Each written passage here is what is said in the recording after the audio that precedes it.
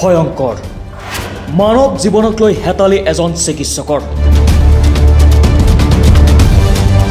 ধনৰ বিনিময়ত অবৈধভাৱে গৰ্ভপাত 14 বছৰীয়া কিশোৰীৰ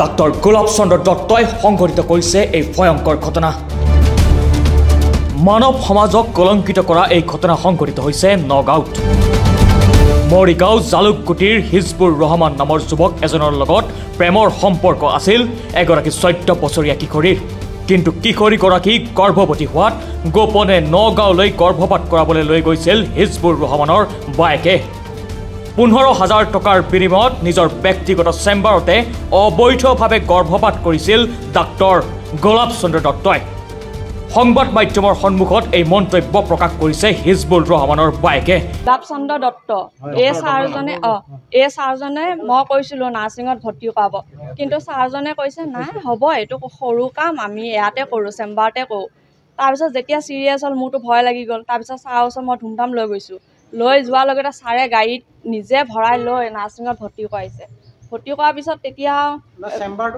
চেম্বাৰটো পানীগাঁও চাৰিআলি সেইফালে ঘৰতে আছে সেইখিনিতে আছে তাৰপিছত ইয়াত যেতিয়া চিৰিয়াছ হৈছে BP নাই অক্সিজেন নাই ব্লাড নাই মই কিন্তু বহুত দৌৰি ফুৰিছোঁ ব্লাডৰ কাৰণে 3টামান ব্লাড মই যোগাৰ কৰিলোঁ অলৰেডি এইফালে ট্ৰিটমেণ্ট চলি আছে ছাৰেতো বাৰে বাৰে চাই আছে গম পাইছে ছোৱালীজনী ব্লাড নাই ব্লাডটো বা আমি কালেক্ট কৰিছোঁ BP নাই অক্সিজেন নাই ICU দিব পাৰে বা কিবা এটা ভাল ট্ৰিটমেণ্ট কৰক কিন্তু ছাৰে সেইখিনি কৰা নাই এতিয়া প্ৰশ্ন উত্থাপন হৈছে অন্তঃহত্যা এগৰাকী কিশোৰীক নীতি বহিৰ্ভূতভাৱে কিয় গৰ্ভপাত কৰালে চিকিৎসক ডাক্তৰ গোলাপ চন্দ্ৰ দত্তই ধনৰ বাবে চিকিৎসকগৰাকীয়ে কৰা অবৈধ গৰ্ভপাতৰ বাবে এগৰাকী কিশোৰীয়ে কৰোণভাৱে মৃত্যুক সাৱটি ল'ব লগা হ'ল মই ডক্তৰক ফোন মাৰিছোঁ যেতিয়া মই ব্লাড লৈ আহি আছোঁ তেতিয়া মই কথাটো শুনিছোঁ সিহঁতৰ ছোৱালীজনীয়ে মোক ফোন মাৰি কৈছে তাৰপিছত কৈছে মাইনা বেটা জল্দি আহা তাৰপিছত মই স্পীডে আহিছোঁ আহি লৈ এতিয়া ডক্তৰক ফোন মাৰিছোঁ ডক্তৰে ফোন ৰিচিভ নকৰে চুইচ অফ কৰি দিছে ছোৱালীজনী 14 বছৰ বয়স ডক্তৰ যেতিয়া অপাৰেশ্যন কৰিব ওলাইছে তেতিয়া মই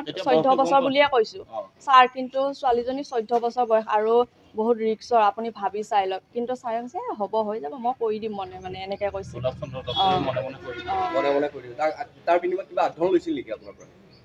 পইচা লৈছে সিহঁতৰ ঘৰৰ পৰা যিটো 15,000 টকা মায়েকে দি পঠাইছে সেই 15,000 গোটেইটো লৈছে চিকিৎসক ডাক্তৰ গোলাপ চন্দ্ৰ দত্তক গ্ৰেপ্তাৰৰ দাবী উত্থাপন কৰিছে পৰিয়ালৰ লোকে ইফালে ব্যক্তিগত চিকিৎসালয়খনত উপস্থিত হৈ নগাঁও আৰক্ষীয়ে ঘটনা সন্দৰ্ভত তদন্ত আৰম্ভ কৰাৰ লগতে মৰণোত্তৰ পৰীক্ষাৰ বাবে নগাঁও মেডিকেল কলেজলৈ প্ৰেৰণ কৰিছে কিশোৰীগৰাকীৰ মৃতদেহ মোৰ কুলালজনী ফুৰিব আহিছিলে নগাঁও খেনচুৱাত আজি দুদিন হৈছে ফুৰিব অহা তাৰপিছত গাঁৱৰে ল'ৰা এটা ভাল পায় বুলি মই গম পাওঁ এইটো আগৰ পৰাই তাৰপিছত ছোৱালীজনী প্ৰেগনেণ্ট হৈ আছে 5 মাহ এইবিলাক কথা আমি ঘৰত কোনো গম নাপায় তাৰপিছত ফুৰিব আহিছে বায়েকৰ ঘৰত তাৰপিছত ল'ৰাটো বায়েকে ছোৱালীজনী বেমাৰ হৈছে বুলি নাৰ্ছিঙৰ পৰা ডক্তৰ গোলাপ চন্দ্ৰ দত্তৰ লগত কথা পাতিছে গোহাঁই হস্পিটেলৰ তাৰপিছত পতাৰ পিছত ছোৱালীজনী কালি বোলে এবৰ্চন কৰাইছে 9টামান বজাত বাচ্চা হৈ আছে আৰু বাচ্চাটো এবৰ্চন কৰাইছে তাৰপিছত ঘৰৰ চেম্বাৰত কৰাইছে কৰোৱাৰ পিছত সন্ধিয়া সময়ত যেতিয়া ছোৱালীজনী চিৰিয়াছ হৈছে ব্লাড লগা হৈছে অক্সিজেন লগা হৈছে তেতিয়া বোলে নিজৰ প্ৰাইভেট গাড়ী আনি ডক্টৰে নাৰ্ছিঙত দি দিছে দিয়াৰ পিছত ইয়াত কোনো মানে অক্সিজেন দিয়া নাই ICU দিয়া নাই দিয়াৰ পিছত আমাৰ তাত খবৰ গৈছে পিছত গম পোৱা যে ছোৱালীজনী ঢুকাল ছোৱালীজনী বয়স 14 বছৰ বিয়া হোৱা নাই 14 বছৰ বয়স যোৱাকালিৰ ঘটনা যোৱাকালিয়ে ঢুকাইছে ৰাতি হয় এইটো গোহাঁই নাৰ্ছিঙত হয় হয় আমি কোনো গম নাপাওঁ খালি কালি ঢুকোৱাৰ পিছতহে গম পাওঁ ইয়াত যে আছে এইটোও গম নাপাওঁ মই ছোৱালীজনী ভিনীয়েক হয় মোৰ কুলাল হয় ছোৱালীজনী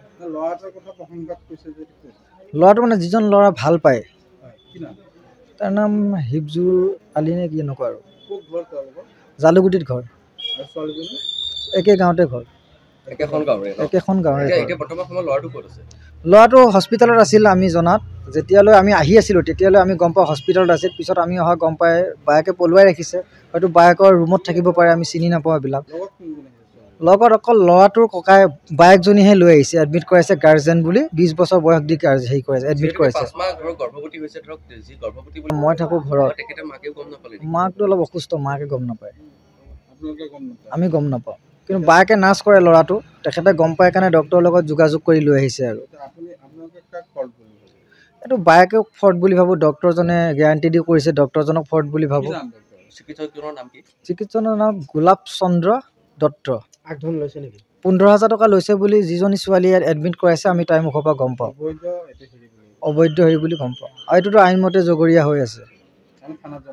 আমি ৰাতিয়ে থানাত জনাইছোঁ, ৰাতি ইনকুৱাৰী কৰি কৈছে থানা। এইটো কি নাই ইটাচালি থানা। মোৰ নাম ৰেচিম আলী। ৰেচিম আলী হয়। মই গাৰ্লফ্ৰেণ্ডজনী, মোৰ ভাইটিৰ নাম হিফজুৰ ৰহমান। মোৰ ভাইটি গাৰ্লফ্ৰেণ্ডজনী বয়স 14 বছৰ, তাই প্ৰেগনেণ্ট 5 মাহ। তাৰপিছত এই কেছটো আমি গম নাপাওঁ, কিন্তু তাইও বহুদিন কোৱা নাই। পিছত তাইৰ মায়েকক কৈ দিলে, মায়েকে কোনো পধ্যে বিয়া নিদিয়াৰ পিছত মায়েকে মোক কৈছে যেনেকেই নহওক খালাচ কৰি দিয়ে। তাৰ বায়েকেও জানে দলবাৰীত বিয়া হৈছে এজনী, মোৰ লগত ডেইলি কথা পাতে, মায়েকেও কথা পাতে। তাৰপিছত কথা পাতি মই খালাচ কৰি দিওঁ। মইতো জানো এইবিলাক কথা, ৰিস্ক নলয়। চব নাৰ্ছিঙত মই সুধিলোঁ, কোনো ডক্টৰে নকৰে। তাৰপিছত মায়েকে জোৰ জবস্তি কৰি ক'ৰ পৰা 15,000 টকা এটা সুদলৈ আনিছে। আমাৰ মায়েতো পইচা পোৱা নাই, নাপায়, 1 টকা নাপায়। মায়ে কৈছে আমি এইবিলাক নকৰোঁ, লাগে ছোৱালী বিয়া পাতি দিয়ক, নহ'বা বাহিৰে ৰাখি পেলাই সেই ল'ৰা ছোৱালী যি হয় আৰু জন্ম দিব, এনেকৈ কৈছে। তাৰপিছত মোক সেনেকৈ কৰি মোকতো নাপালে, মইতো নগাঁৱতে থাকোঁ, মইতো তাত নাযাওঁ গাঁৱত। মই নগাঁৱত মেট্ৰ' হস্পিটেলত নাৰ্ছ কৰোঁ। ইয়াত মই এই ছোৱালীজনীৰ কাৰণেহে আহিব লগা হৈছে। কালি অপাৰেশ্যনটো কোৱা নাই, পৰহি কৰিছিলে। এইটো ছাৰৰ চেম্বাৰত কৰিছিলে। নহয়, গোলাপ চন্দ্ৰ দত্ত। এই ছাৰজনে মই কৈছিলোঁ নাৰ্ছিঙত ভৰ্তি কৰাব, কিন্তু ছাৰজনে কৈছে নাই হ'ব, এইটো সৰু কাম, আমি ইয়াতে কৰোঁ, চেম্বাৰতে কৰোঁ। তাৰপিছত যেতিয়া চিৰিয়াছ হ'ল, মোৰতো ভয় লাগি গ'ল। তাৰপিছত ছাৰৰ ওচৰত মই ধুমধাম লৈ গৈছোঁ। লৈ যোৱাৰ লগতে ছাৰে গাড়ীত নিজে ভৰাই লৈ নাৰ্ছিঙত ভৰ্তি কৰাইছে।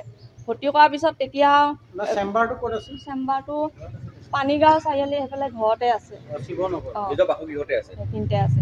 তাৰপিছত ইয়াত যেতিয়া চিৰিয়াছ হৈছে, BP নাই, অক্সিজেন নাই, ব্লাড নাই। মই কিন্তু বহুত দৌৰি ফুৰিছোঁ ব্লাডৰ কাৰণে, 3টামান ব্লাড মই যোগাৰ কৰিলোঁ অলৰেডি।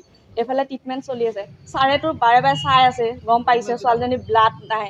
ব্লাডটো বাৰু আমি কালেক্ট কৰিছোঁ, BP নাই, অক্সিজেন নাই।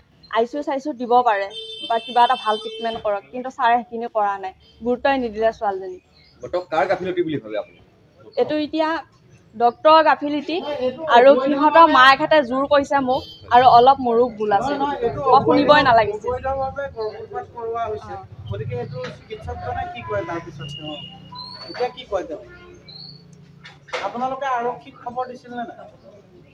এতিয়া আমি তাৰপিছত মই যে ফোন মাৰিলোঁ, কথাটো যেতিয়া ছোৱালীজনী যেতিয়া মই লৈ আহিছোঁ, আৰু সিহঁতৰ চিৰিয়াছ হৈ গৈছে। তাই মানে অপাৰেশ্যন কৰাৰ পিছত চিৰিয়াছ হৈ গৈছে যেতিয়া, আমিতো ভয় খাই গৈছোঁ। বোলো যিজন ডক্টৰে অপাৰেশ্যন কৰিছে লৈ যাব লাগিব তাত। তাৰপিছত ধুমধাম লৈ আহিলোঁ। সিহঁতৰ মোমায়েকৰ ছোৱালী এজনীও আছে মোৰ লগত। তাৰপিছত দুইজনীয়ে লৈ আহিছোঁ। তাৰপিছত ইয়াত ছাৰে ইমান ভালকৈ হেৰি নকৰিলে। ছোৱালীজনীৰ ঘৰ আমাৰ গাঁৱতে, সৰু চুকাবাহা।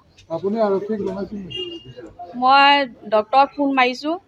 যেতিয়া মই ব্লাড লৈ আহি আছোঁ, তেতিয়া মই কথাটো শুনিছোঁ, সিহঁতৰ ছোৱালীজনীয়ে মোক ফোন মাৰি কৈছে। তাৰপিছত কৈছে মাইনা বেটা জল্দি আহা। তাৰপিছত মই স্পীডে আহিছোঁ। আহি লৈ এতিয়া ডক্টৰক ফোন মাৰিছোঁ, ডক্টৰে ফোন ৰিচিভ নকৰে, চুইচ অফ কৰি দিছে। ছোৱালীজনী 14 বছৰ বয়স। ডক্টৰ যেতিয়া অপাৰেশ্যন কৰিব ওলাইছে, তেতিয়া মই 14 বছৰ বুলিয়ে কৈছোঁ ছাৰ, কিন্তু ছোৱালীজনী 14 বছৰ বয়স আৰু বহুত ৰিক্সৰ, আপুনি ভাবি চাই লওক। কিন্তু ছাৰে কৈছে হ'ব, হৈ যাব, মই কৰি দিম মানে এনেকৈ কৈছে।